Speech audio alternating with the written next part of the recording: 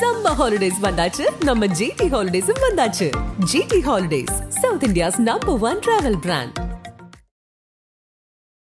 மாவட்ட நிர்வாகமும் அதை கையாண்ட முறையில் நாம் கவனிக்க வேண்டிய சிக்கல்கள் என்ன, நீதிமன்றம் இப்பிரச்சனையை எப்படி கையாண்டிருக்கிறது என்பன உள்ளிட்ட பிரச்சனைகளை ஒரு ஃபர்ஸ்ட் பர்சன் அக்கௌண்ட்டாக நேரடியாக அங்கு இருந்தார் என்ற முறையில் தோழர் விளக்கி சொல்லுவார். அதன் பிறகு தோழர் நதீம் பேச இருக்கிறார். பிறகு நான் கொஞ்சம் பேசுகிறேன். திருப்பரங்குன்றம் பிரச்சனை பொறுத்தவரையில் இன்றைக்கு ஒரு அறிக்கை வந்திருக்குது. நீங்கள் இந்தியா கூட்டணியின் சார்பாக ஒரு அறிக்கை வந்திருக்கிறது. மதவெறி தூண்டும் நடவடிக்கைக்கு எதிராக மக்கள் ஒற்றுமையாக இருக்க வேண்டும் என்றும், திருப்பரங்குன்றம் மக்கள் அத்தகைய ஒற்றுமையை காட்டியதற்கு நன்றி தெரிவித்தும், பாரம்பரியமாக அங்கே மக்களுக்கு இருக்கின்ற உரிமைகள், வழிபாட்டு உரிமைகள் பாதுகாக்கப்பட வேண்டும் என்றும் இந்த அறிக்கையில் கூறப்பட்டிருக்கிறது. இன்றைக்கு இந்தியா கூட்டணியின் இந்த அறிக்கை, இந்த நடவடிக்கை இதெல்லாம் இப்போது பின்னால் வந்திருக்குது. இது முன்னாலேயே வந்திருக்கக்கூடாதா? அல்லது இப்படி கூட்டணி கட்சிகள் எல்லாரும் ஒன்றாக நிற்கிறார்கள், பொதுவிலும் கூட மக்கள் கருத்து இப்படி இருக்கிறது என்பதனால் பாரதிய ஜனதா கட்சி பின்வாங்கிவிடப் போகிறதா என்பதையெல்லாம் நம்ம இன்றைக்கி பேச இருக்கிறோம். எப்படி கையாள்வது, அரசையும் நீதிமன்றங்களையும் சார்ந்து மட்டுமே பிரச்சனையை கையாண்டு விட முடியுமா, தீர்த்து விட முடியுமா? இது பெரியார் பிறந்த மண் என்பதனால் இங்கே இந்து மதவெறி சக்திகள் வேரூன்ற முடியாது என்று கொஞ்சம் மெத்தனமாக நாம் இருந்துவிட முடியுமா? இருக்கக்கூடாது என்றால் என்ன செய்ய வேண்டும் என்பன போன்ற விஷயங்களை இந்த கூட்டத்தில் பேச இருக்கிறோம். பிஜேபியினுடைய அந்த ஆர்ப்பாட்டம் நடைபெற்ற போது ஊடகங்களில் திருப்பரங்குன்றம் மக்களுடைய கருத்து, லோக்கல் பீப்புள் அவங்களுடைய கருத்து என்று வந்தது. எங்களுக்கு அந்த மாதிரி கோரிக்கை எதுவும் இல்லை, இங்கே இந்துக்களும் இஸ்லாமியர்களும் ஒற்றுமையாக வாழ்ந்து வருகிறோம், நாங்களும் தர்காவுக்கு போகிறோம், இந்த மாதிரி ஆடு கோழி பலியிடுவது வழிபடுவதெல்லாம் பாரம்பரியமாக இங்கே நடக்கிறது, தேவையில்லாமல் வெளியூர்காரங்க வந்து பிரச்சனையை கிளப்புகிறார்கள் என்ற வகையில் ஊடகங்களில் பல செய்திகள் வந்ததை நீங்கள் பார்த்துருப்பீங்க. அதை ஒட்டி தான் இன்றைக்கு இந்தியா கூட்டணியினுடைய அறிக்கையை வந்து மக்கள் இதற்கு பலியாகாமல் இருக்கிறார்கள், மக்கள் மத நல்லிணக்கத்தை பேணுகிறார்கள், எனவே இதில் வந்து கவலை இல்லைன்ற மாதிரி ஒரு தோரணையில் இந்த அறிக்கை வந்திருக்கிறது. இப்போது இந்த நிலைதான் பொதுவில் தமிழ் சமூகத்தில் அல்லது இந்தியாவில் நிலவுகிறதா? இஸ்லாமிய மக்களுடைய அடிப்படை உரிமைகள், ஒரு குடிமக்கள் என்ற முறையில் ஒரு சராசரி இந்துவுக்கு இணையான உரிமைகள் ஒரு இஸ்லாமிய குடிமகனுக்கு இருக்கிறதா? இந்த பிரச்சனையின் போதே கூட பழக்கருப்பையா ஒரு சேனலில் பேசியிருந்தார். நான் ஆர்எஸ்எஸ் பிஜேபியை வந்து எதிர்க்கிறேன், இந்த கலவரத்தை தூண்டுவதற்கு தான் அவர்கள் இதை செய்கிறார்கள், அப்படி தெரிஞ்சிருந்தும் அந்த கெடாவை அங்கே போய் தான் வெட்டணுமா, வேற எங்கேயாவது வெட்டலாம்ல, முஸ்லீம்களுக்கு கொஞ்சம் புத்தி வேணாமா, கொஞ்சம் யோசித்து நடந்துக்கலாம் இல்லையா என்று பழக்கருப்பையாக பேசியிருந்தார். இது அவருடைய கருத்து மட்டுமல்ல, பாரதிய ஜனதாவை எதிர்ப்பதாக கூறுகின்ற இஸ்லாமியர்களுக்கு ஆதரவான பெரும்பான்மை சமூகத்தைச் சேர்ந்த ஒரு பிரிவினருடைய கருத்து இப்படி தான் இருக்குது. கொஞ்சம் அட்ஜஸ்ட் பண்ணி போகலாம்ல, முரட்டுத்தனமாக அதை செய்தே தீர வேண்டும் என்று நிற்கணும் என்ற முறையில் கேள்வி எழுப்பப்படுகிறது. இது வந்து பழக்கருப்பையா மாதிரி ஒரு தனிநபருடைய கருத்து அல்லது ஒரு சிலருடைய கருத்து என்று பார்ப்பதை விட, கடந்த சில பத்தாண்டுகளாக பாரதிய ஜனதா இந்திய அரசியலில் எழுச்சி பெற்று வருகின்ற இந்த காலகட்டத்தில் இஸ்லாமிய மக்கள் ஒரு சமமான குடிமகனாக உணர்கிறார்களா, அன்றாட வாழ்க்கையில் அவர்கள் எப்படி நடத்தப்படுகிறார்கள், அதை இந்து பெரும்பான்மை சமூகத்தைச் சேர்ந்த நம்மில் பெரும்பாலும் அதை புரிந்து கொண்டிருக்கிறோமா என்ற கோணத்தில் சில விஷயங்களை தோழர் நதீம் உங்கள்கிட்ட பகிர்ந்து கொள்வார். பிரச்சனை இதுதான். டிசம்பர் மாதம் இந்த பிரச்சனை முதன்முறையாக நடந்திருக்குது. அப்புறம் ஜனவரி போய் பிப்ரவரி 4ஆம் தேதி தான் அவங்களுடைய கூட்டம் நடந்திருக்குது. அப்போ டிசம்பர் அதற்கு பிந்தைய காலத்தில் அவர்கள் இவ்வாறு கூடுவதற்கு முன்னால் நாம் என்ன செய்தோம் அப்படின்றது ஒரு முக்கியமான கேள்வி. இப்படி ஒரு இஷ்யூ வந்து ப்ரூயிங், இப்போ அவர் சொன்னார்ல தமிழ் இந்துவில் டெய்லி போய் பெட்டிஷன் கொடுக்குறாங்க, செய்தி வருது, தினமலரில் செய்தி வருது. இதெல்லாம் நடக்கும்போது மத சார்பற்ற சக்திகள், இயக்கங்கள், கட்சிகள் அப்படின்றவங்க ஃபீல்டில் என்ன செய்திருக்கிறோம், அவங்க இது மாதிரி போய் பெட்டிஷன் கொடுக்குறாங்களே, குறைந்தபட்சம் இதற்கு எதிராக பெட்டிஷன் கொடுக்கறதுக்காக யாராவது இருக்கிறோமா, அப்படி செய்வதற்கு யாராவது இருக்கிறோமா என்றால் இல்லை. இப்போ என்ன பேச வேண்டியிருக்குதுன்னா, திமுக அரசு மதசார்பின்மையை பாதுகாக்கும், இந்த அரசு எந்திரம் மதசார்பின்மையை பாதுகாக்கும் என்று ஓட்டு போட்டாச்சு, அவங்க பார்க்கணும். அவ்வளோதான் பொதுவாக மக்கள் அல்லது இயக்கங்கள் எல்லோருடைய பார்வையாகவும் இருக்குது. அப்படி ஒரு அரசு எந்திரம் மதசார்பின்மையை பாதுகாத்தது அப்படின்னு இந்தியாவில் எப்பொழுதும் இல்லை. அதுவும் கடந்த 10-20 ஆண்டுகளாக இல்லவே இல்லை. மாறாக இந்த இந்து பாசிசம் வருவதற்கான வழியைத்தான், அது தமிழ்நாடாக இருக்கட்டும், பிற மாநிலங்களாக இருக்கட்டும், எல்லா இடத்திலும் அரசு எந்திரம் என்பது அதை எனேபிள் தான் பண்ணியிருக்குது. அரசு எந்திரம் நான் சொல்லும்போது அது போலீஸு, கலெக்டர், நிர்வாக எந்திரம், ஜுடிஷியரி உள்ளிட்டு இது நாடு முழுதும் நடந்திருக்கிறது. இதுதான். இப்போ இந்த மாதிரி ஒரு நிலையில் கட்சிகள் பொதுவாக நமக்கு என்ன சொல்கிறாங்க, இந்தியா கூட்டணிக்கு ஓட்டு போடுங்க, மதசார்பின்மையை காப்பாற்றுகிறோம், ஓட்டு மட்டும் போட்டால் போதும், மிச்சத்தை நாங்கள் பார்த்துக்கிறோம் அப்படின்றது தான் அவர்கள் சொல்வது. அப்படி ஒரு பாசிவாக செயலூக்கமிக்க அரசியல் நடவடிக்கையில் மக்கள் ஈடுபடுவதை எந்த கட்சியும், திமுக உள்ளிட்டு எந்த கட்சியும் விரும்புவதில்லை. நாங்கள் பார்த்துக்கிறோன்றது தான் அவங்க சொல்கிறது. அப்போ ஆக்டிவான செயலூக்கமிக்க அரசியல் நடவடிக்கையில் மக்கள் ஈடுபடும் போது அவங்க பதில் சொல்ல வேண்டிய கட்டாயத்துக்கு ஆளாகிறார்கள். இப்போ வாஞ்சிநாதனும் அங்கே இருக்கக்கூடிய சில தோழர்களும் இப்படி வேலை செய்யும் போது இந்த கேள்வியெல்லாம் வருது.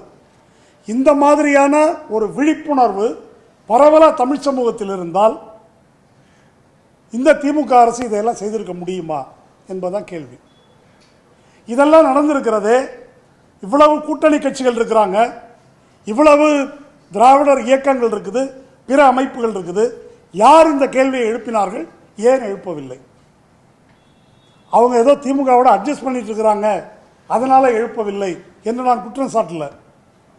அவங்க ஃபீல்டிலேயே இல்லை, எந்த குறிப்பான பிரச்சனைக்குள்ளும் போவதில்லை, மக்களை திரட்டுவதற்கான முயற்சியில் ஈடுபடுவதில்லை. மேடையில் பேசுறது, சோசியல் மீடியாவில் பேசுறது, அதிகபட்சம் போனால் திமுக சரியாக செய்யலை சவடாலாக அறிக்கை விடுவது, இதற்காக இயக்கங்கள் ஒரு ப்ரெஸ் மீட் வைக்கிறது, பேசுறது, இவ்வளோதான் நடக்குது. அப்போது இந்த கட்சிகளை சார்ந்து, அரசு எந்திரத்தை சார்ந்து இதை செய்ய முடியாது என்பதைத்தான் இந்தியா மட்டும் அல்ல உலகம் முழுதும் உள்ள அனுபவம் நமக்கு காட்டுகிறது. கண் முன்னால் இப்போ அமெரிக்காவில் நடக்குது. ட்ரம்ப் 10 நாளில் எவ்வளோ அறிவிப்பு பார்த்தீங்கல்ல? 10 நாளில் நவோமி கிளைன் என்ற ஒரு எழுத்தாளர் ஷாக் டாக்ட்ரின் என்ற ஒரு நூல் எழுதியிருந்தாங்க. இது ஈராக் மேலே போர் தொடுத்த போது அதுக்கு பேர் ஆபரேஷன் ஷாக் அண்ட் ஆ, அதிர்ச்சியும் பீதியும் ஊட்டுகின்ற ஒரு தாக்குதல். அது டிவியில் அப்போ நம்ம பார்த்தோம் எப்படி குண்டு வீச்சு நடந்ததுன்னு.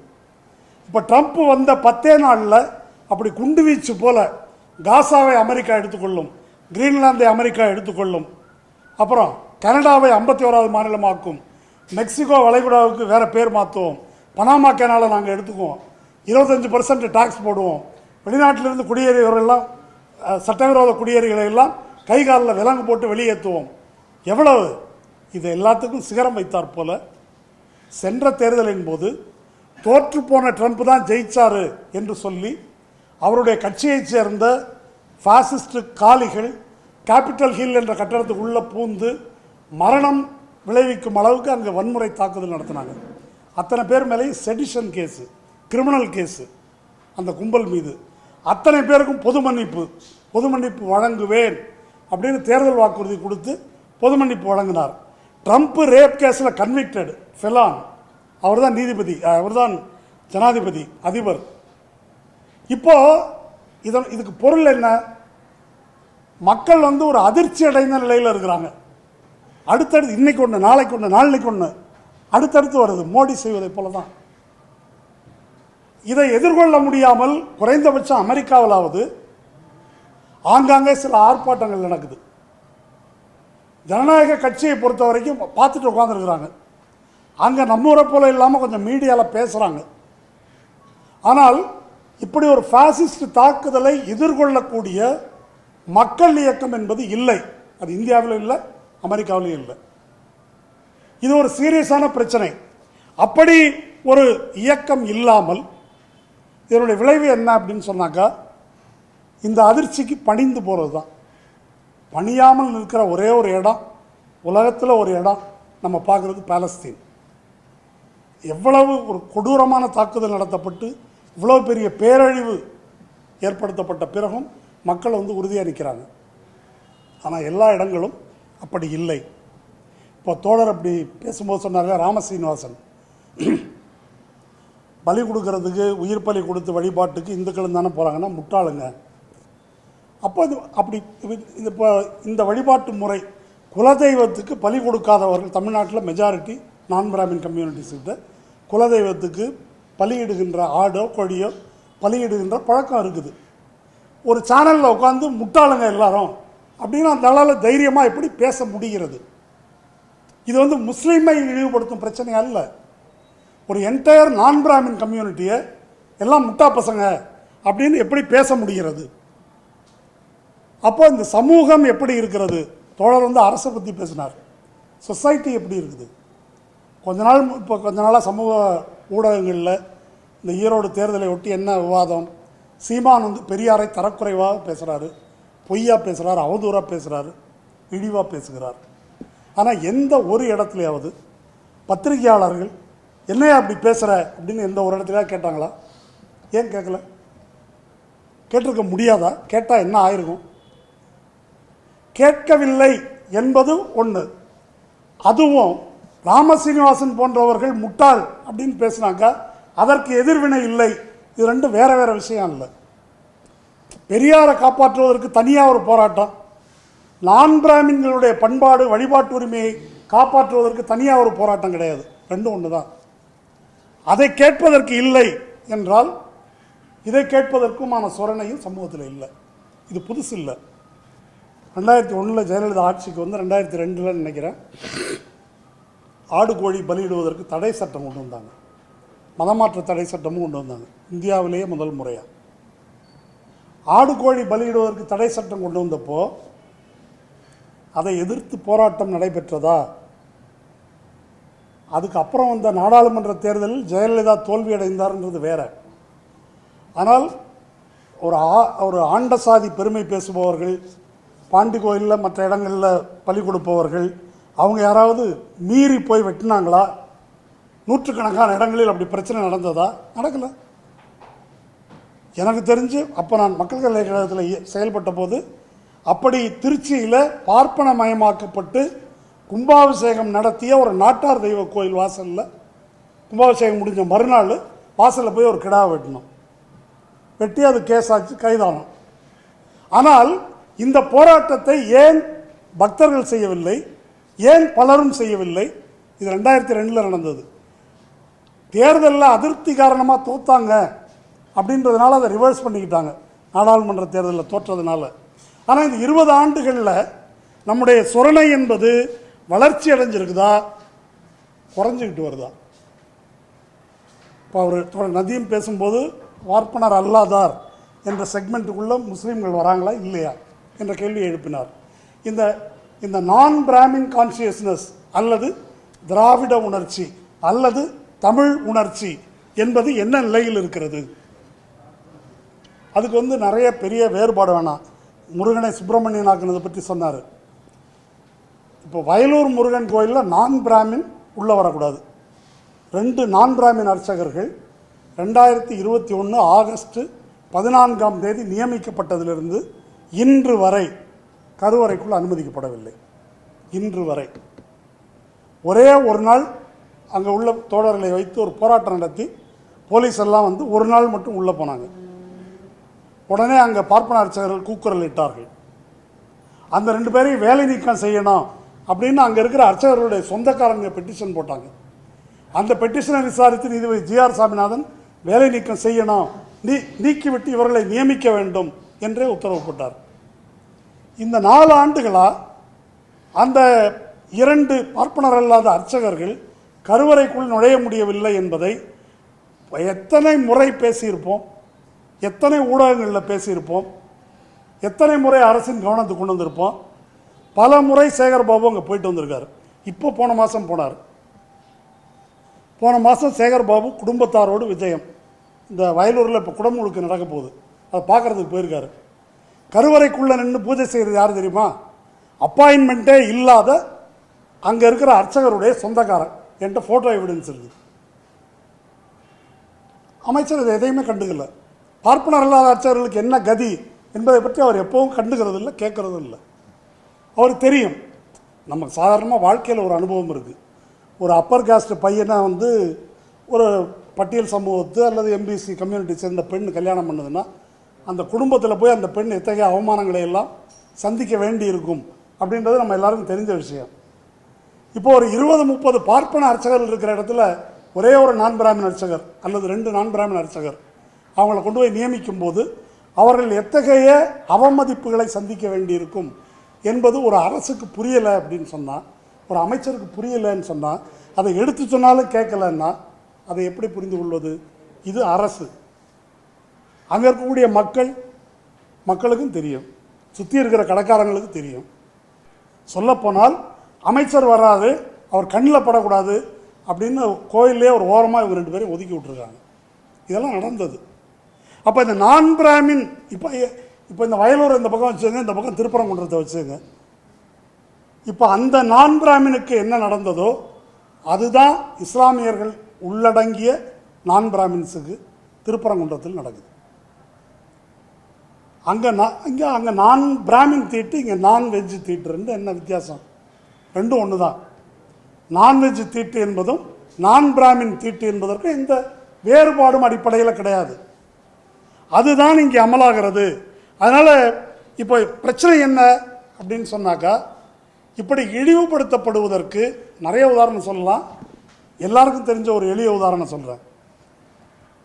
நமக்கு அரசு பள்ளி, அரசு உதவி பெறும் பள்ளியில் பிள்ளைங்களுக்கு சத்துணவு முட்டையோடு போடுறாங்க. அது நமக்கு தெரியும். 1 லட்ச ரூபா, 1.5 லட்ச ரூபா, 2 லட்ச ரூபா கொடுத்து சிபிஎஸ்சி பள்ளிக்கூடத்தில் சேர்க்குறாங்கல்ல, டொனேஷன் கொடுத்து பள்ளிகளில், அங்கே பிள்ளைக்கு சிக்கனோ எக்கோ கட்டி கொடுக்க முடியாது. இது எல்லாம் நமக்கு தெரியும். அதாவது ஒரு மூட்டை தூக்குறவனுடைய பிள்ளைக்கு இருக்கிற ஜனநாயக உரிமை 1 லட்ச ரூபா ஃபீஸ் கட்டினவனுடைய மகனுக்கு கிடையாது. நான் பிராமின்ஸ் தான் மெஜாரிட்டியாக படிக்கிறாங்க. சமூகத்திலே அவங்க தான் மெஜாரிட்டி. யாருக்காவது சொரணை இருக்குதா? ஏன் ஒரு முட்டை சாப்பிடக்கூடாது என் பிள்ளை, இதை ஏன் எடுத்துக்கொண்டு போகக்கூடாது என்று கேட்கின்ற தைரியமோ யாருக்காவது இருக்குதா? பல பிரமுகர்களுடைய பிள்ளைகள்லாம் படிக்குது சிபிஎஸ்சியில் தான். அப்போ நீங்கள் உங்களுடைய பிள்ளையை எப்படி பயிற்றுவிக்கிறீங்கன்னு கேட்டாக்கா, பிறக்கும் போதே பார்ப்பன அடிமைத்தனத்துக்கு பயிற்றுவிக்கிறீங்க. இதெல்லாம் கூடாதது, இழிவானது, நான்வெஜ்ஜாக ஏதோ திருட்டுத்தனமாக ஒளிஞ்சிருந்து சரக்கடிக்கிற மாதிரி ஒளிஞ்சிருந்து தான் சாப்பிட்ணும் இதை என்று அவர்களை அடிமைத்தனத்துக்கு ஆரம்பம் முதலே நாம் பயிற்றுவிக்கிறோம். அப்போ இதுதான் கல்ச்சர்.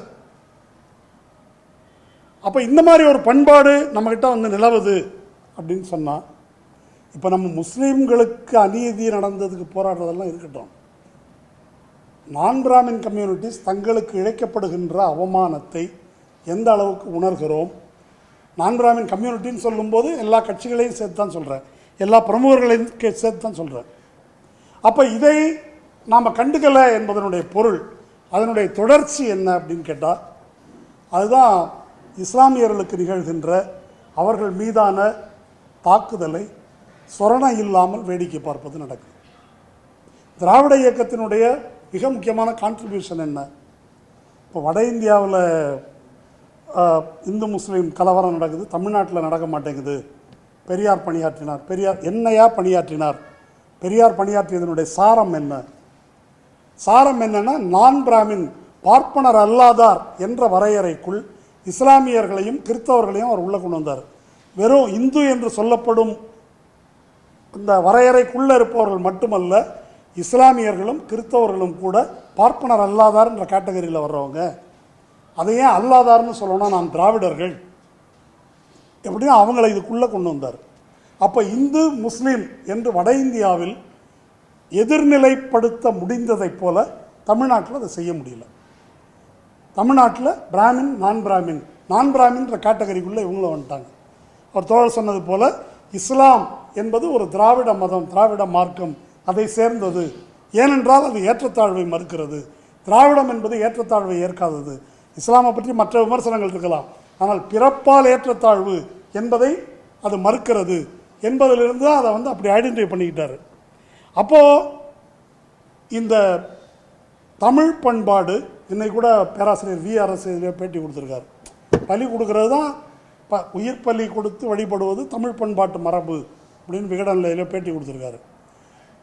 அது நமக்கு தெரிஞ்சது தான், எல்லா இலக்கியங்கள்லேயும் இருக்குது. அதிலிருந்து எவ்வளவுக்கு நம்ம விலகி போகிறோமோ, எவ்வளவுக்கு அதை புனிதம் என்று கருதுகிறோமோ, அந்த அளவுக்கு சிறுபான்மை மக்கள் மீது, குறிப்பாக இஸ்லாமியர்கள் மீது நடக்கின்ற அடக்குமுறை அப்படின்றது நமக்கு ஒரு விஷயமாக கண்ணிலே படுவதில்லை. ஏனென்றால் நாமே தன்மானமற்றவர்களாக மாறிக்கொண்டிருக்கிறோம். இப்போ இதை ஒரு திராவிட முன்னேற்ற கழக MLA ஒரு நிகழ்ச்சியில் பார்த்தேன். இவர் தாங்க யூடியூப்லலாம் பேசுகிறாரு அப்படின்னு ஒரு தோழர் அறிமுகப்படுத்தி விட்டார். நல்லா பேசுகிறீங்க, நான் கேட்குறேன் அப்படின்னு சொல்லிட்டு அந்த MLA சொல்கிறாரு, என் பிள்ளைங்க சார் ரிசர்வேஷனே தப்புன்னு சொல்கிறாங்க. அவர் ஏதோ ஒரு OBC கம்யூனிட்டி சேர்ந்தவர், என்ன கம்யூனிட்டின்னு எனக்கு தெரியல. என் பிள்ளைங்க ரிசர்வேஷன் தப்பு, அது ஈக்குவாலிட்டிக்கு எதிரானது அப்படின்னு வாதாடுறாங்க. உங்களை போல் உள்ளவங்கெல்லாம் இப்படி பேசி அவங்களுக்கு ஒரு இதை ஏற்படுத்தணும் அப்படின்னு சொல்கிறார். இது ஒரு ரியாலிட்டி, அது ஒரு அசிங்கம் அப்படின்னு அவங்கள ஃபீல் பண்ண வச்சுருக்கிறாங்க. இதுக்கு பொருள் என்ன? இது எப்படி நடந்தது? இப்போது இதெல்லாம் பிரச்சாரம் பண்ணலை என்பதா பிரச்சனை? அப்போ அப்படிப்பட்ட ஒரு அரசியல் போராட்டம் என்பது நடந்து கொண்டிருக்கிறதா? ஒவ்வொரு இஷ்யூலையும் அப்படி நடக்காத போது புதிதாக தலையெடுத்து வருகின்ற பிள்ளைகள் அதை எப்படி உணர்வார்கள்? நான் முதல்ல சொன்னது போல் CBSEயில் படித்து வர்றவன் பாப்பானா தான் வர முடியும், வேறு எப்படி வர முடியும்னு எனக்கு தெரியல. அந்த பண்பாட்டை தான் ஃபாலோ பண்ணுற மாதிரி வர முடியும். அப்போ அவங்கள்ட்ட நீங்கள் எதை ஊட்டப் போகிறீர்கள்? அவங்க பை டிஃபால்ட் சங்கிய அரசியலை ஏற்றுக்கொண்டால் அதில் என்ன ஆச்சரியம் இருக்கிறது? அப்போ இந்த மாற்றம் என்பது நம் கண் முன்னால் நடந்து வருகிறது என்பதை நாம் பார்க்க வேண்டும். இப்படி சொசைட்டியில் இப்படி ஒரு மாற்றம் ஏற்படாமல் அவங்க அவ்வளோ ஈஸியாக கால் ஊன்ற முடியாது. சமீபத்தில் ஒரு கட்டுரை ஒன்று படித்தேன். அது எப்படி பாபர் மசூதிக்குள்ளே ராஜீவ்காந்தி 1986 திருட்டுத்தனமாக வைக்கப்பட்ட ராமன் சிலையை வழிபாட்டுக்கு திறந்து விடுறாரு. திறந்து விட்டு அதனால் இந்து ஓட்டு வரும்னு நினச்சி திறந்து விடுறாரு. காங்கிரஸ் அதோடு அழிஞ்சது, அது வேற கதை. திறந்து விட்டு எல்லாம் போகிறாங்க. அப்போ என்ன நடக்குது தெரியுமா? 87 ராமாயணம் சீரியல் தொடங்குது தூர்தர்ஷனில். 87 தான் தூர்தர்ஷனில் ராமாயணம் சீரியல் தொடங்குது. இந்தியா முழுமைக்கும் ஒரே ராமாயணம், ஒரே வருஷன் அது வருது. அதில் வரக்கூடிய பாடல்கள் அது ஒரு இந்து அடையாளம் அதை உருவாக்குது. ராம ஜென்மபூமிக்கான கேம்பெயின் ஆபத்தில்லாத ஒரு விஷயம்னு சொல்லப்பட்ட அந்த தூர்தர்ஷன் ராமாயணம் வழியாக தான் ஒரு கலெக்டிவ் கான்ஷியஸ்னஸ், இந்து கலெக்டிவ் கான்ஷியஸ்னஸில் அது உருவாக்கப்படுது. இது இப்படி ஒரு ப்ராசஸில் நடக்குதுன்றதை நம்ம புரிஞ்சுக்கணும். இந்த ப்ராசஸ் இல்லாமல் ஒன்று நடப்பதில்லை. தென்னிந்தியா ஒன்றும் பிரச்சனை இல்லாமல் இருக்குன்னா கர்நாடகாவில் சிமிலராக இதே இப்போ நம்ம பார்க்குற திருப்பரங்குன்றம் மாதிரியே பாபா புதன்கிரின்னு ஒரு இடம். அங்கே பாபா புதன்கிரி மேற்கு தொடர்ச்சி மலையில் ஒரு குன்றில் உள்ள இடம். அங்கே ஏமன்லேருந்து வந்த ஒரு இஸ்லாமியர் அவர் தான் காஃபியை இன்ட்ரடியூஸ் பண்ணுறாருன்னு சொல்கிறாங்க. அவர் இறந்த ஒரு இடம் இருக்குது. அங்கே மக்களால் போற்றப்படுபவராக இருந்திருக்காரு. அதே இடத்துல தத்தாத்திரேயர்னு சொல்லி வழிபடுவது இருக்குது. ஆச்சரியப்படத்தக்க வகையில் அங்கே அந்த பாபா புதன்கிரியில் 2 பேரும் உண்டு. அங்கே அந்த இடம் வக்ஃப் போர்டோட கண்ட்ரோலில் இருக்குது. ஆனால் அங்கே ப்ரீஸ்ட்டும் உண்டு, இஸ்லாமியர் சார்பான ஒரு வழிபாட்டாளரும் உண்டு. அப்படி இருந்த ஒரு இடம். அந்த இடம் எப்போ மாறுது? அந்த இடம் எப்போ மாறுதுன்னாக்கா இந்த பீரியடில் 90களில் தான் மாறுது. 90களில் தத்தாத்திரேய யாத்திரான்னு புதுசாக ஒன்று இவங்க ஆரம்பிக்கிறாங்க. ஆரம்பித்த பிறகு பாபர் மசூதிக்கு பேரலாக இதை இடிக்கப்பட்ட உடனே இன்னும் உத்வேகம் பெற்று இது எங்கள் இடம், இதை ஆக்கிரமிச்சிட்டாங்க, திப்பு சுல்தான் காலத்தில் மாற்றிட்டாங்க அப்படின்ற கதைகளை உருவாக்குகிறார்கள். சொல்லப்போனால் திப்பு சுல்தான் காலத்தில் இது ரெண்டுக்குமே வந்து அவர் மானியம் கொடுத்து இது பண்ணியிருக்காரு. அது மட்டும் இல்லை, வேறு பல கோயில்களுக்கு. அப்படி தொடங்கியது மெல்ல மெல்ல வந்து தோழர் பிளேஸ் ஆஃப் வர்ஷிப் ஆக்ட் சொன்னார் இல்லையா, அந்த பிளேசஸ் ஆஃப் வர்ஷிப் ஆக்டை மீறி, அதில் அயோத்தியாவுக்கு மட்டும் விதிவிலக்கு கொடுக்கப்பட்டதுன்னு சொன்னார். அதை மீறி இதற்கு சார்பாக ஒரு தீர்ப்பு வழங்கப்பட்டு, இது ஒரு தனி கதை, அதனால் அதை நான் சுருக்கிக்கிறேன். அது கிட்டத்தட்ட இப்போ வந்து கம்ப்ளீட்டாகவே இஸ்லாமியர்கள் அதிலிருந்து அகற்றப்பட்டு முழு கண்ட்ரோலும் இவங்க கைக்கு வந்துடுச்சு. அப்படி மாறி மாறி மாறி அப்படி கொண்டு வரப்பட்டு விட்டது. இது வந்து நம்ம இங்கே பார்க்குறோம். அதனால் இப்போ இங்கே இந்த தர்காவை எடுத்துக்கிட்டாக்கா, இந்த செஷனில் வக்ஃபு வாரியம் தொடர்பான பில் வந்து பாஸ் ஆக போகுது. வக்ஃபு வாரியம் தொடர்பான பில் மிக மிக மிக ஆபத்தானது. வக்ஃபு வாரியம் என்பது இந்து அறநிலையத்துறை மாதிரி இஸ்லாமிய சொத்துக்களுக்கான ஒரு வாரியம். அது அப்போது வக்ஃபு சொத்துக்களில் என்ன இருக்குது? மசூதி இருக்குது, அவங்க சொல்லக்கூடிய கபரிஸ்தான் என்ற இடுகாடு இருக்குது, அது இல்லாமல் வேறு அனாதை இல்லங்கள், கடைகள், வீடுகள், இப்படி பல ப்ராப்பர்ட்டிஸ் இருக்குது. வக்ஃப் என்பது இறைவனுக்கு அளிக்கப்பட்டது. அதை அப்படி கொடுத்த பிறகு அதை யாருக்கும் விற்க முடியாது. ஆனால் அதை வாடகைக்கு விடலாம், அதிலிருந்து வருவாயை வந்து வச்சு இது பண்ணிக்கலாம். பெரும்பாலான வக்ஃபு சொத்துக்கள் வக்ஃப் பை யூஸ் என்று இருக்கக்கூடியவை. பல மசூதிகள், கபரிஸ்தான்கள். அதுக்கு வந்து டாக்குமெண்ட் கிடையாது, பல நூற்றாண்டுகளாக அது.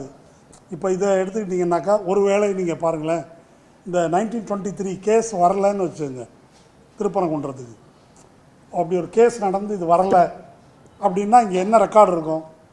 நாயக்கர் காலத்தில் பணம் கொடுத்துருக்குறாங்க, அல்லது அதுக்கு பின்னால் வந்த ஒரு இவர் வந்து இப்போ அதுக்கு ஏதோ நிதி கொடுத்துருக்காரு அப்படின்றது தான் ரெக்கார்டாக இருக்குமே தவிர, பிரிட்டிஷ் காலத்து நீதிமன்றம் ரெக்கார்டு அப்படின்றது ஒன்றும் இருக்காது. நாடு முழுதும் இப்படி இருக்கக்கூடிய வக்ஃபு ப்ராப்பர்ட்டிஸில் பலது, கிட்டத்தட்ட 50% வக்ஃப் பை யூஸ், அனுபோக பாத்தியம்தான்.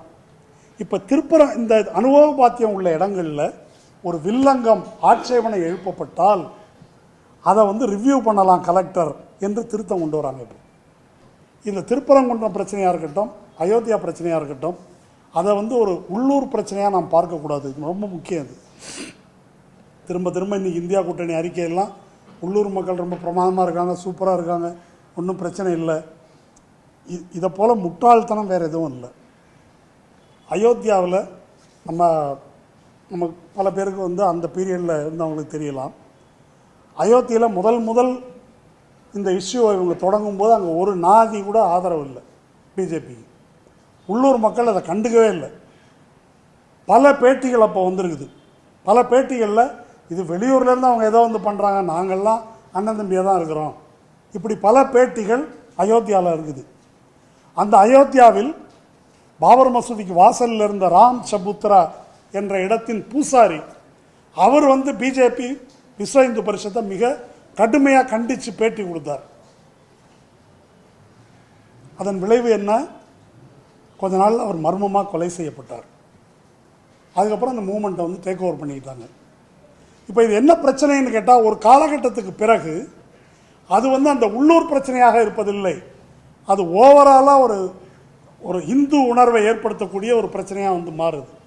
ஏற்கனவே முஸ்லீம்களுக்கு எதிராக என்ன விதமான தப்பபிப்பிராயங்கள்லாம் இருக்குதோ, என்ன விதமான பயஸ் எல்லாம் இருக்குதோ, அது எல்லாத்தையும் இதோட கனெக்ட் பண்ண முடியுது.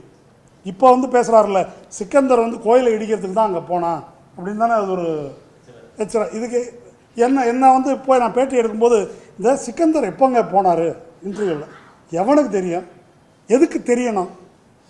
சிக்கந்தர் நாயக்கர் காலமா, பாண்டியர் காலமா, எதுக்குன்னு கேட்குறேன். ஒவ்வொரு கருப்புசாமி கோயிலுக்கும், ஒவ்வொரு ஐயனார் கோயிலுக்கும், ஒவ்வொரு கோயிலுக்கும் வரலாறு உங்கள்கிட்ட இருக்குதா? ஹிஸ்ட்ரி இருக்குதா? யார் என்னன்னு கணக்கு இருக்குதா? பல நூற்றாண்டுகளாக, பல பத்தாண்டுகளாக மக்கள் ஒரு ஃபெய்த், அது அவ்வளோதான், முடிஞ்சு போச்சு. மரத்தை கும்பிடுறான், அதுக்கு என்ன வரலாறு தனியாக இருக்குது? அப்போ இங்கே நோக்கம் வந்து சிக்கந்தர் வந்தாரா வரலையா, என்ன பண்ணாருன்றது அப்போ பிரச்சனை. மக்கள் இயல்பாக ஒரு நம்பிக்கையின் அடிப்படையில் ஒரு வழிபாட்டிடம், அவ்வளோதான். அதுக்கு மேலே வேறு என்ன ஆதாரம் வேணும்? எதை ப்ரூவ் பண்ணணும்? ஸ்தல புராணம்னு எழுதி வச்சுருக்கிறதெல்லாம் ஹிஸ்ட்ரி. அது ஒவ்வொரு கோயிலுக்கும் எழுதியிருக்கிறது. அப்போது இப்போ இதை என்ன சொல்ல வரேன் அப்படின்னா, இந்த பேரடைம், இந்த சட்டகம், அவன் சொல்கிறத வச்சுக்கிட்டு அப்போ வந்தாங்களா, இப்படி தானங்க அயோத்தி கதை சொன்னான். பாபர் அவருடைய தளபதி மீர்பாக்கி வந்து பாபர் மசூதி வந்து அங்கே இருந்த கோயிலை இடித்து விட்டு பாபர் மசூதியை கட்டினார். இதுதான் அயோத்தியா கேம்பெயின் தொடங்கும் போது இந்தியா முழுதும் சொல்லப்பட்ட கதை. அதை இடித்த உடனே அவங்க சொன்னது என்ன, இதுக்கு அடியில் கோயில் இருக்குது, இடித்தா தானங்க அடியில் இருக்குதா இல்லையான்னு பார்க்க முடியும். இடித்தாச்சு, அடியில் தோண்டு ஆர்கியாலஜிக்கல் சர்வே தோண்டினாங்க. தோண்டி என்ன கிடைச்சது, அந்த டாக்குமெண்ட்லாம் சுப்ரீம் கோர்ட்டில் கொடுத்தாங்க. இப்போ சுப்ரீம் கோர்ட்டு அதுக்கு எந்த தடயமும் இல்லை அப்படின்னு சொல்லியிருக்குது. 49 திருட்டுத்தனமாக தான் ராமன் சிலை வைக்கப்பட்டது, 92 இடிக்கப்பட்டது ஒரு கிரிமினல் நடவடிக்கை, இத்தனையும் சொல்லிட்டு அனுபோக பாத்தியதை என்ற அடிப்படையில் அவங்களுக்கு எழுதி கொடுத்துருக்கு. இப்போ கேள்வி என்னன்னு கேட்டால், நீ அனுபோக பாத்தியதை என்ற அடிப்படையில் அந்த இடத்த ராமன் கோயில்னு கேட்கல. இவங்க கேட்ட லாஜிக் என்ன, எதுக்காக கேட்டாங்க, இது இடிக்கப்பட்டது பாபர் காலத்தில், இடித்து கட்டிட்டாங்க, அதனால எங்களுக்கு கொடுங்கன்றது தான் இந்த கேம்பெயினோட லாஜிக். அது இல்லை என்று சுப்ரீம் கோர்ட் சொல்லிடுச்சு. அப்போ முடிஞ்சு போச்சு, இது போய் பித்தலாட்டம்னு. இதை வைத்துக்கொண்டு பாபர் மசூதியை மட்டும் இல்லை, டெல்லி அதிகாரத்தையே கைப்பற்றி விட்டார்கள். ஆனால் தீர்ப்பு வந்து வேற ஒரு குதர்க்க நியாயம் சொல்லி அவங்களுக்கு எழுதி கொடுத்துட்டாங்க. அவர் வாஞ்சி சொன்னதை போல அடுத்தது வாரணாசி மசூதிக்கு 1947 ஆகஸ்ட் 15 என்ன கண்டிஷனில் எந்த வழிபாட்டு இடம் இருந்ததோ அதை மாற்ற முடியாது அப்படின்றது தான் places of worship act 1991. Chandrachud பெரிய அறிவாளி, அவர் என்ன செஞ்சார், அதை மாற்ற முடியாது என்பது உண்மை. ஆகஸ்ட் 15 அதனுடைய ஸ்டேட்டஸ் என்ன என்பதை ஆய்வு செய்யலான்ட்டார். என்பதை ஆய்வு செய்யலாம். அதனால் இப்போ என்ன அப்படின்னா, அதை வச்சு தான் இப்போ அந்த மசூதி, வாரணாசி மசூதி, ஞானவாபி மசூதியில் ஆராய்ச்சி செய்வதற்கான அனுமதியை அப்படி தான் வழங்கினார். அப்போது அயோத்தியோ திருப்பரங்குன்றத்தையோ ஒரு லோக்கல் இஷ்யூ என்ற முறையில் நாம் பார்க்கக்கூடாது. அங்கே கூடிய கூட்டத்தையும், அது வந்து மக்கள், உள்ளூர் மக்கள் யாருமே கிடையாதுங்க. இப்போ தோழர் சொன்னார், கோயம்புத்தூர்லேருந்து வந்தாங்க, அங்கேருந்து வந்தாங்க, இங்கேருந்து வந்தாங்க, லோக்கல் பீப்புள் யாரும் ஆதரிக்கலை என்று நாம் ஆறுதல் கொள்ள முடியுமா? அந்த வீடியோ, அந்த போராட்டம், அந்த பிரச்சாரம், அது ஓவராலாக ஒரு இம்ப்ரெஷனை வந்து ஏற்படுத்துது. அதன் மீது ஒரு பிரச்சாரம் நடக்குது. அது வந்து ஒரு பெரிய திரள் வந்து கூடியிருக்குது, அதில் ஏதோ ஒரு நியாயம் இருக்குது. இப்போ நம்ம இந்த ரூமில் உட்காந்து அவர் கேஸோட வரலாறு சொல்கிறாரு, அதுக்கப்புறம் நான் சொல்கிறேன், ஒரு நதியும் பேசுகிறேன், இதெல்லாம் மக்கள் யாரும் அதெல்லாம் கேட்குறதில்ல. மக்களுக்கு தேவைப்படுறது வாட்ஸ்அப் ஃபார்வேர்டும் ஒன்லைன் நியூஸு, இது மட்டும்தான். அவ்வளோ பெரிய கூட்டம் கூடுது, இப்படி கேட்குறாங்க, இப்படி இருக்காங்க. சிக்கந்தர் எப்போ வந்தார், இடிச்சா எச்சராஜா சொல்கிறாரு, அவர் எதுக்கு அங்கே வரணும், ஸ்கந்தராக தானே இருக்க முடியும், அது எப்படி சிக்கந்தராக இருக்க முடியும், ஸ்கந்தர் வந்து சிக்கந்தரை விட சீனியராக தானே இருக்க முடியும். இப்படி தான் ஒரு காமன் சென்ஸ் லாஜிக். இதில் வந்து அவர்கள் பில்டப் பண்ணிட்டு போவாங்க. அதனால் அது உள்ளூர் பிரச்சனை அல்ல, அதை அவர்கள் விடப்போவதும் இல்லை என்பதை நாம் புரிந்து கொள்ள வேண்டும். புரிஞ்சு கொண்டால் என்ன செய்யணும்? நம்ம அயோத்தியா பிரச்சனை வந்து எப்படி வந்தது உங்களுக்கு தெரியும். மண்டல் கமிஷனை ஒட்டி தான் அதை முறியடிப்பதற்கு தான் விபி சிங் ஆட்சியை கவிழ்ப்பதற்கு அந்த இஷ்யூ வந்து அத்வானி எடுக்கிறார். அப்போ பொதுவாக என்ன பேசப்பட்டதுன்னாக்கா, கமண்டலை மண்டல் வீழ்த்தும் என்று பேசப்பட்டது. கமண்டல் அப்படின்றது இந்த சங்கிய அரசியல், அதை மண்டல் வீழ்த்தி விடும் என்று பேசப்பட்டது. அப்படி முடியும் போல இருக்கு என்ற நம்பிக்கை ஏற்படுத்தும் விதத்தில் அதுக்கப்புறம் முலாயம் சிங் யாதவெல்லாம் ஆட்சிக்கு வந்தார். ஆனால் கடந்த சில பத்தாண்டுகளில் நடந்திருப்பது என்ன என்று சொன்னால், அந்த மண்டல் பரிந்துரை, அதனால் பயன்பெறக்கூடிய பயன் பெற்ற ஓபிசி பிரிவை சேர்ந்தவர்களை துண்டு துண்டாக பிரித்து அதில் கணிசமான பிரிவினரை தன்னுடைய வாக்கு வங்கியாக பிஜேபியால் மாற்ற முடிந்திருக்கிறது. அப்புறம் இப்போ ஆனந்த் தெல்தும்டே சமீபத்தில் சொன்னதை போல மகாராஷ்டிரா உள்ளிட்ட பல இடங்களில் ரிசர்வ் தொகுதி ஆக பெரும்பான்மையாக பிஜேபி தான் ஜெயிக்குது. அவங்க பட்டியல் சமூகத்தின் மக்கள் மத்தியில் அவருடைய வாக்கு எண்ணிக்கை வந்து அதிகரித்து கொண்டு வருகிறது. இதுக்கெல்லாம் என்ன பொருள்? இப்படியெல்லாம் நமக்கு சுற்றி தீ எரிந்து கொண்டு இருக்கும்போது தமிழ்நாட்டுக்கு மட்டும் இந்த தீ பரவாது. இது ஏன்னா இது பெரியார் பிறந்த மண், பாதுகாப்பாக இருக்கிறோம் நாங்கள் என்று நாம் சிந்திப்பது அறிவுடைமையா என்று பார்க்கணும். அப்போ என்ன செய்ய வேண்டும் என்பது தான் நம்ம கவனிக்க வேண்டிய ஒரு விஷயம்னு நினைக்கிறேன். இப்போ மதுரையில் அப்படி ஒரு அமைப்பு கட்டி செய்திருப்பதா தோழர் சொன்னார். இப்போது பிஜேபி அரசு அதனுடைய அபாயம் இதை நம்ம பார்த்துட்ருக்குறோம். இப்போ இந்த திமுக அரசு 4 ஆண்டுகள் ஆயிடுச்சு. இந்த 4 ஆண்டுகளில் திமுகவுடைய என்ன செய்தது செய்யவில்லை என்ற விஷயங்கள் ஒரு பக்கம் இருக்கட்டும். திமுக அரசு ஆட்சியில் இருக்கிறது என்ற சூழலை பயன்படுத்தி கொண்டு பகுத்தறிவாளர்களோ இடதுசாரிகளோ மதசார்பற்ற சக்திகளோ என்ன விதமான மூமெண்ட்டை வேறு மட்டத்தில் நாம் கட்டியிருக்கிறோம், என்ன உருவாக்கி இருக்கிறோம். இப்போ அவர்களால் இப்படி ஒரு கூட்டத்தை திரட்ட முடியுது, அது நம்ம சும்மா சொல்லி ஆறுதல், அவன்கிட்ட காசு இருக்குது கொண்டான்ட்டான் அப்படிலாம் நம்ம சொல்லக்கூடாது. இதன் வழியாக நான் இப்போ சொல்கிறேன், இந்த திருப்பரங்குன்றத்தில் இன்னும் கொஞ்சம் காலத்தில் லோக்கல்லே அவன் ஆட்களை உருவாக்கிடுவான். அது ஈஸி ரொம்ப. எல்லா ஊர்லேயும் சமூக விரோத சக்திகள் இது மாதிரி ஆட்கள் இருக்கிறாங்க. பிஜேபி அப்படி தானே ரெக்ரூட் பண்ணுறாங்க. அப்போ அந்த மாதிரி ஆட்கள் அவர்களுக்கு கிடைப்பார்கள். இப்போவே திரட்டின சக்தி சோஷியல் மீடியாவில் வந்திருக்குது. எல்லாமே ஜாதி சங்கம், ஜாதி ரீதியாக போலரைஸ் பண்ணி அந்த சக்திகளை தான் அவன் சேர்த்துக்கிறாங்க. அப்போ அந்த மாதிரி மக்களை திரட்டுவது அப்படின்னு சொன்னால் நம்ம வேறு மட்டத்தில் வேலை செய்ய வேண்டும். பொதுவான கருத்து பிரச்சாரம், இப்போ நம்ம சீமானுடைய பெரியார் வெறுப்பு பிரச்சாரத்துக்கு எதிராக கருத்து ரீதியாக தோழர்கள் மோதுறாங்க. மகிழ்ச்சி, செய்யணும் அதை. ஆனால் கருத்து ரீதியாக பேசுவதனால், சோஷியல் மீடியாவில் பேசுவதனால், ஊடகங்களில் பேசுவதால் அது ஆட்டோமேட்டிக்காக பௌதிக சக்தியெல்லாம் மாறாது, நடக்காது. அதை கீழே அமைப்பாக மக்களை எப்படி ஆர்கனைஸ் பண்ணுறது என்பதற்கு ரொம்பவும் காலம் கடந்து தான் யோசிக்கிறோம். இருந்தாலும் இப்பொழுதாவது யோசித்து அந்த மாதிரி பணிகளில் இந்த மாதிரி இயக்கங்கள் ஈடுபடணும். அது ஒரு ஃப்ரண்ட் உடனே அவசரமாக உருவாக்கியாக வேண்டும். இது ஒரு நெருக்கடிக்கு இப்போ அது உருவாகுது. அவனுடைய அமைப்பு அப்படி நெருக்கடிக்கு உருவாக்கப்பட்டது அல்ல. அவன் கன்சிஸ்டண்ட்டாக ஒரு இலக்கு, ஒரு லட்சியம், அதை அடைவதை நோக்கி ரெகுலராக வேலை பார்த்துட்ருக்கிறான். ரெகுலராக வேலை பார்க்குறான். அதற்காக ஒவ்வொரு முனையிலிருந்தும் காய் நகர்த்துகிறார்கள். நாம் அப்பப்போ அப்படி ஒன்று வரும்போது ஒரு கூட்டு நடவடிக்கைன்னு ஒரு 10 பேர் சேர்ந்து ஏதாவது ஒன்று பண்ணுறோம். அப்படி பண்ணுறது கூட அதனுடைய நோக்கம் என்னவாக இருக்குது? அரசுக்கு வேண்டுகோள் விடுவதாக இருக்குது. அரசு எப்படி இருக்குது? ப்ரெஸ் மீட் வைக்காதன்னு சொல்லுது. அப்போ திமுக சரியில்லை, அதெல்லாம் விமர்சிக்கலாம். ஆனால் திமுகவை நிர்பந்தப்படுத்தக்கூடிய, இப்போ ஒரு தோழர் சொன்னார் இல்லையா, ஒருவேளை 4ஆம் தேதிக்கு முன்னால் 3ஆம் தேதியோ 2ஆம் தேதியோ ஏதோ ஒரு தேதியில் இதைவிட ஒரு பெரிய கூட்டத்தை இதற்கு எதிராக கூட்டியிருந்தால் இந்த அரசும் இந்த அரசு இயந்திரமும் இப்படி நடந்து கொள்ள துணிந்திருக்குமா என்பதை நாம் யோசிக்கணும். அதை நாம் செய்யவில்லை. அதை செய்யாத வரையில் இந்த பொதுவாக நம்ம தீர்ப்பு சொல்வதனால எந்த பயனும் இல்லை. ஏனென்றால் இந்த அரசு எந்திரத்தை கொண்டு எதுவும் செய்ய முடியும். ராகுல் காந்தி சொல்கிறாரு 38 லட்சம் வாக்குகள், 39 லட்சம் வாக்குகள் கள்ள ஓட்டு மகாராஷ்டிராவில், அப்படியே அவங்க பீகாருக்கு போவாங்க, அப்படியே அவங்க யூபிக்கு போவாங்கன்றாரு. என்ன செய்ய முடியுது அவரால்? எலெக்ஷன் கமிஷனுக்கு வேண்டுகோள் விட முடியுது. எலெக்ஷன் கமிஷன் என்னவாக இருக்குது? அவருடைய கைப்பாவையாக இருக்குது.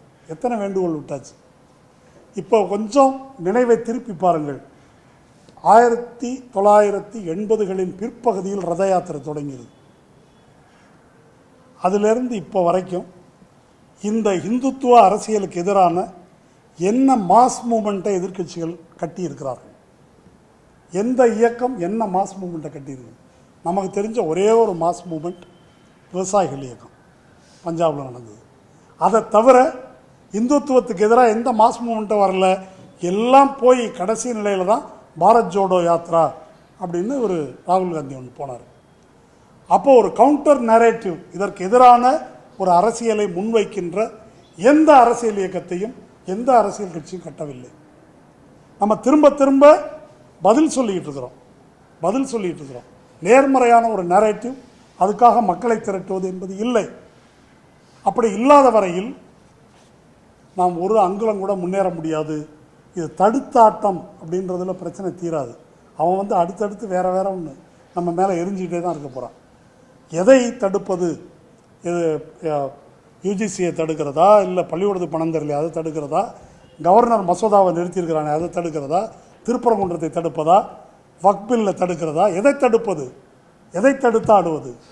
அப்போ நேர்மறையில் அப்படி ஒரு இயக்கம் கட்ட வேண்டும் என்பதுதான் நான் இதில் முன்வைக்கின்ற கருத்து. அது எப்படி செய்யணும், என்ன செய்யணுன்றது சம்மந்தப்பட்டவர்கள் அமர்ந்து சீரியஸாக பேச வேண்டிய விஷயம். நாம் வலியுறுத்துகின்ற இறுதியாக வலியுறுத்துகிற ஒரே ஒரு விஷயம், பொதுவாக பெரியார் பிறந்த மண் என்று பேசுவதற்கு நமக்கு உரிமை இல்லை. அவர் செய்த பணியில் ஒரு 20%, 10% கூட செய்யாமல் இந்த பழம்பெருமை பேசுவதைப் போல அப்படி பேசுவது என்பது அவருடைய பணிக்கு செய்கின்ற துரோகம் என்பதை நாம் அனைவரும் உணர வேண்டும். அதுதான் என்னுடைய கருத்து. நன்றி.